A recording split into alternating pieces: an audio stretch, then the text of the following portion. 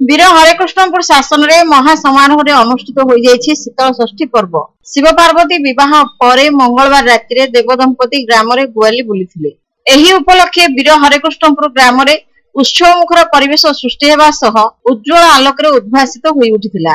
परंपरा अनुसार ग्रामेश्वर महादेव पुराणा ग्राम पार्श्वर बाहरी बालुंकेश्वर मंदिर को आसीथिले। घंट मर्दल ध्वनि मुखरित हो उठिला गां दांड। ग्रामेश्वर बालुंकेश्वर मंदिर में पहुंचवा परे सेठारु उभय महादेव देवी पार्वती द्वितीय खंडी शोभा यात्रा बाहरी। अन्य पक्षरे प्रथम खंडी विजय करथिले श्री लोकनाथ और देवी पार्वती। गुआली करी गां मझी को आसवा बेले प्रत्येक द्वार रे देवदंपति को पंक्ति भोग अर्पण करा जायथिला। ग्रामेश्वर बालुंकेश्वर और श्री लोकनाथ गां मझी विजय करबा परे शह शह ग्रामवासी देवदंपति को दर्शन करथिले। धूप दीप नैवेद्य अर्पण करा जायथिला। एही अवसर रे दियो मानकु स्वतंत्र पणा भोग समर्पित होइथिला। गां मझी किछि समय विजय करबा परे निज निज मंदिर को फेरिथिले। शीतल षष्ठी उत्सव पर समग्र ग्राम में भक्तिपूत परिवेश सृष्टि होता। शीतल षष्ठी उपलक्षे विभिन्न ग्राम और साहिर महादेव माने गुआली बुली भक्त मान द्वारा ठाकुर ठाकुराणी को धूप दीप नैवेद्य अर्पण करा जायथिला।